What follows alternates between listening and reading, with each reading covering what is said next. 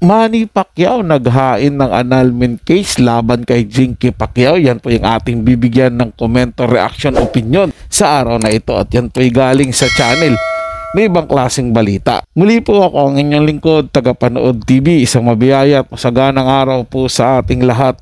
Welcome back po dito sa ating YouTube channel at Facebook page. Sa mga bagong napadaan lang po dito sa ating channel, huwag niyo po sanang kalimutan na mag-subscribe. Hit niyo na rin po notification bell para lagi po kayong updated sa mga bago pang video na ating ilalabas. Share, like, and comment din po kayo mga tagapanood. Atin yung babasahin at pupusuan. Kaya naman huwag na natin patagalin to. Simulan na po natin ang ating reaction video sa araw na to mga tagapanood.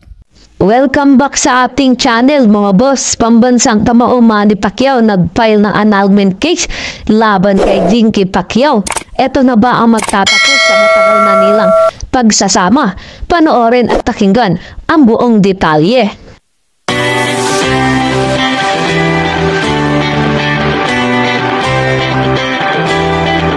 Manny Pacquiao nag-file sa korte ng annulment papers para sa mawalan ng bisa ang kanilang kasal ni Jinky Pacquiao.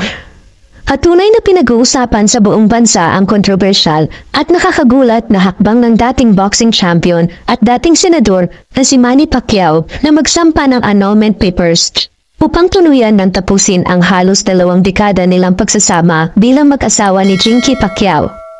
Ang kanilang relasyon na minsang itinuring na inspirasyon ng marami ay ngayon nasa sentro ng masalimuot na isyu na tila isang pelikulang puno ng drama at intriga. Ang balitang ito ay umugong hindi lamang sa loob ng bansa, kundi maging sa iba't ibang bahagi ng mundo, lalo na't kilalang kilala ang mag-asawa sa larangan ng sport, politika at pagkakawanggawa. Ayon sa mga ulat mula sa malalapit sa pamilya, naghain si Manny ng legal na petisyon sa korte kamakailan lamang matapos ang ilang buwan ng espekulasyon at usap-usapan tungkol sa umano ring mga hindi pagkakaunawaan at tensyon na matagal nang nararamdaman sa kanilang relasyon. Bagamat hindi detalyado ang mga eksaktong batayan ng petisyon, lumulutang sa mga balita ang posibilidad na ang mga aligasyon ng pagkakaroon ni Jinky ng ibang karelasyon ang isa sa mga pangunahing dahilan ng hakbang na ito ni Manny.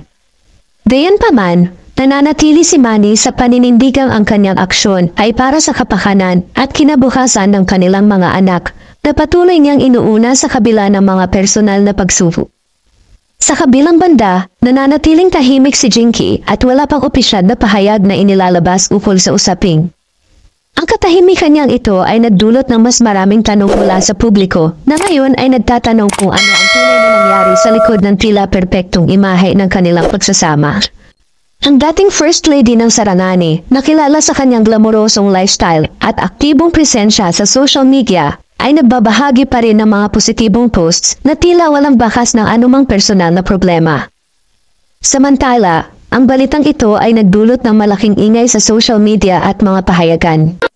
Mabilis na naglabasan ang sari-saring reaksyon mula sa mga netizens, eksperto at mga taga-suporta ng mag-asawa.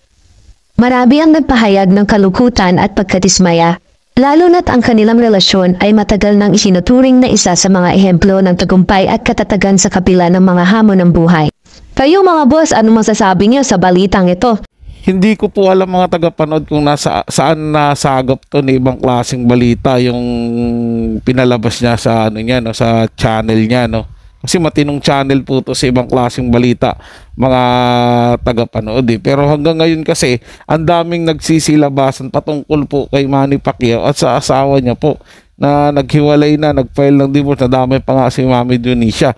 Pero para po sa akin mga tagapanood hindi ako naniniwala na may ganito pong nangyayari ngayon sa buhay ni Senator Manny Pacquiao na meron silang, dating Senator Manny Pacquiao na meron silang ngayon, problema sa kanilang pamilya at nag-file na siya ng annulment case.